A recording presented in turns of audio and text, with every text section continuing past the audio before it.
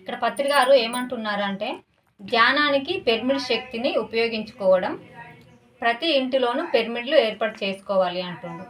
ధ్యానానికి అంటే మనం మామూలుగా ఇంటికాడ చేస్తే ఒక గంట ధ్యానం చేస్తే మనం ఒక గంట సేపే ఎనర్జీ తీసుకోగలుగుతాం. అంటే మనకు ఒక గంట శక్తి వస్తుంది.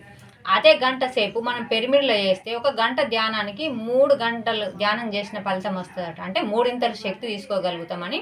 అందుకోసమే మన ధ్యానము పిరమిడ్లో చేయడము మంచిది అని చెప్తున్నారు. అంటే మనం ధ్యానానికి పిరమిడ్ శక్తిని ఉపయోగించుకోవాలని పత్రి గారు ఈ సూత్రం ద్వారా మనకు తెలుపుతున్నాడు. అందుకోసమే పిరమిడ్లో ధ్యానము మూడింతల శక్తిని ఇస్తుందని, అందుకోసమే పిరమిడ్ ధ్యానాన్ని ఉపయోగించుకోవాలి, మనకు తొందరగా రిజల్ట్స్ వస్తుంది.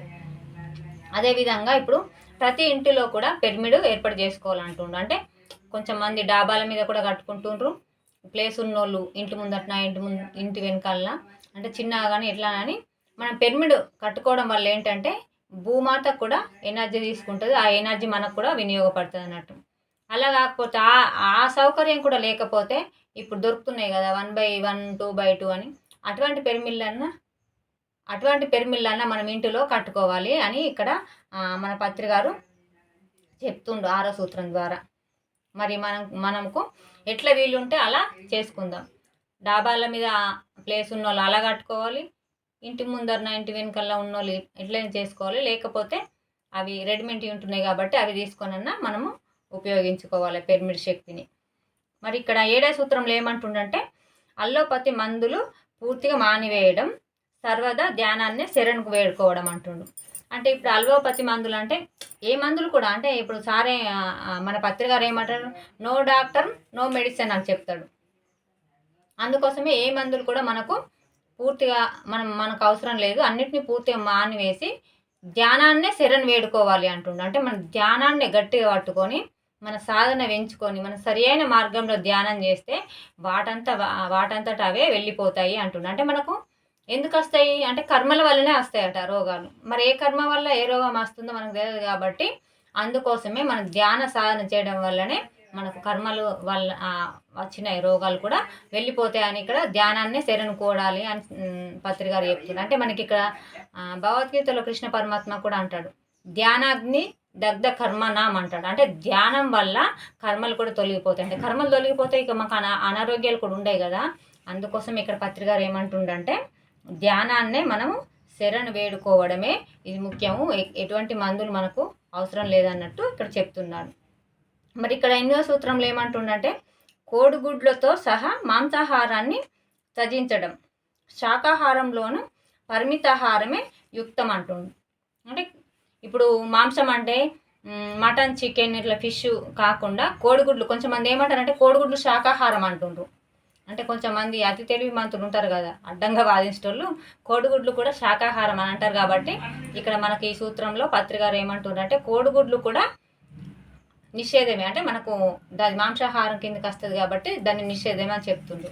ఇక్కడ మరి శాకాహారం కూడా దాన్ని యుక్తంగా స్వీకరించాలని చెప్తుండు. బాగా శాకాహారమే కాదని మనము బాగా ఎక్కువగా తినద్దు, పరిమితంగా తినాలి, యుక్తాహారం అంటే కొంచెం తినాలి. మనకు ఇప్పుడు అమ్మ కూడా చెప్తుంది, రాజలక్ష్మి అమ్మ కూడా ఏమంటుందంటే నాకు ఇట్లా 4 ఇడ్లీలు తినే ఆకలి ఉంటే 3 ఇడ్లీలే తినాలి అంట. అంటే కొంచెం కాలు ఉంచుకోవాలంట. టైట్గా తినడం వల్ల మనకు బద్ధకంగా ఉంటుంది, మన ధ్యానంలో కూర్చోలేకపోతాం, సాధన చేయలేకపోతాం అని చెప్తారు. అందుకోసమే ఇక్కడ శాకాహారంలో కూడా పరిమిత ఆహారమే యుక్తము అని చెప్తుండ్రు పత్రి గారు. మరి ఇక్కడ 9వ సూత్రంలో ఏమంటుండ్రు అంటే ప్రకృతిలో సహజీవనం గడుపుతూ ఉండడం, ఇతోధికంగా అడవుల్లో ట్రెక్కింగ్లు చేస్తుండడం. ప్రకృతిలో అంటే మనకి ఇప్పుడు ఇంటికాడ ఉన్న అంటే చెట్లలో ప్రకృతిలో ఉంటే ఏ చెట్టును చూసినా ఎంత ఆహ్లాదకరంగా ఉంటుందంటే చాలా సంతోషం అనిపిస్తుంది. మనం అక్కడ కూర్చొని ధ్యానంలో కూర్చుంటే ఉత్తనే ధ్యానం కుదిరిపోతుంది. ఆ ప్రశాంతమైన వాతావరణంలో ఎంతో ప్రశాంతంగా ఎంతో డీప్లోకి వెళ్ళిపోయి శూన్యస్థితిలోకి వెళ్ళిపోయే అవకాశం ఉంటుంది. అందుకోసమే ప్రకృతిలో ధ్యానం చేస్తే మంచి ఎనర్జీ ఉంటుందని ఇక్కడ చెప్తున్నారు. ట్రెక్కింగ్లు అంటే మనము అట్లా చెట్లల్లో ఇట్లా ఏదైనా చిన్న గుట్టలు ఎక్కువ ఉంటుంది ఎక్కడం చేయడం ద్వారా కూడా మనకేంటి అంటే మనం నడవడం వల్ల మనకు రక్త సరఫరణ అనేది మంచిగా జరిగి మనం ఆరోగ్యంగా ఉండగలుగుతాము. మళ్ళీ ఏంటంటే ఒక్కొక్క చెట్టు కాడ ఒక్కొక్క అది ఉంటుందట, అంటే ఎనర్జీ ఉంటుందట. ఆ ఎనర్జీ తీసుకుంటూ మనం నడవడం వల్ల మనకు ఎంతో శక్తి వస్తుంది. కాబట్టి అందుకోసమే ఇక్కడ ట్రెక్కింగ్లు కూడా చేయడం ముఖ్యమని చెప్తుండ్రు. ఇక్కడ 10వ సూత్రం ఏమంటే ప్రత్యేక వేషధారణ ఉండకపోవడం, వ్యర్థమైన కర్మకాండాలు చేయకపోవడం అంటుంది.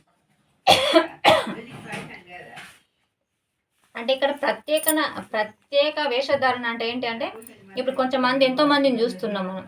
మన పత్రికారే మామూలుగా అందరి లెక్క బట్టలు వేసుకుంటాడు, కుర్తా పైజామ్. కానీ మరి అందరు ఏంటి అంటే కాషాయాలు కట్టుకొని, ఇంతింత రుద్రాక్షలు వేసుకొని, ఇంతింత బొట్లు పెట్టుకొని ఎన్నో రకాల వేషాలు వేసుకుంటారు. మరి అలాంటి వేషాలు మనకు వద్దు అంటుండు పత్రికారు.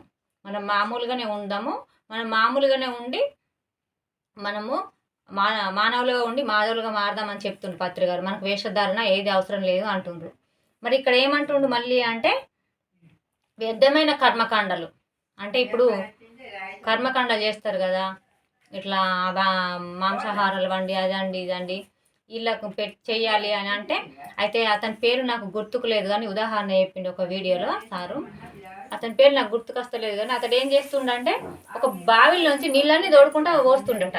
పోతే అక్కడ నీళ్ళు తోడుకుంటా కింద పడవస్తే అక్కడ ఊరు ప్రజలు అడుగుతారట, ఏమైంది నీకేమైనా పిచ్చా, నీళ్ళన్నీ నూతులకెళ్ళన్నీ తీసుకుంటా వేస్ట్ వాడుతున్నావు అని అంటే, లేదు అక్కడ మా అన్నయ్య పొలం ఉంది, ఆ పొలంకు నీరు అందాలని నేను పోస్తున్నాను అంటాడట. నీకేమన్నా పిచ్చా, నువ్వు ఇక్కడ నీళ్ళు పోతే ఎక్కడో ఉన్న అన్నయ్య పొలంకు నీళ్ళు ఎట్లా అందుతాయి అని అంటే, అవును కదా మరి ఎప్పుడో గతించిన వాళ్ళు ఎక్కడో పైలోకాల్లో ఉంటే నువ్వు ఇక్కడ కర్మకాండాలు చేస్తే వాళ్ళకి ఎలా అందుతాయి, ఇదంతా వ్యర్థమైన పనులు కాదా అని ఆ రకంగా వాళ్ళకు వివరించి చెప్పారంట. అందుకోసమే ఇలాంటి వ్యర్థమైన కర్మకాండాలు కూడా చేయకూడదని ఇక్కడ మనకు పత్రికారు ఖండించి చెప్తున్నారు. అందుకోసమే మనకి ఒక్కొక్క సూత్రం ద్వారా అంటే ఎన్నో ఈ 18 సూత్రాలు ఎందుకోసం ఇచ్చిండంటే మనల్ని ఈ పిరమిడ్ మాస్టర్లు మనం ఆచరిస్తూ మళ్ళీ వేరే వాళ్ళకు తెలియజేయాలని మనకు పత్రికారి సూత్రాలు ఇచ్చిండు. అందుకే మనం ఇవి ఆచరిస్తూ మరి ఇతరులకు కూడా చెప్పే ప్రయత్నం చేద్దాం ఫ్రెండ్స్.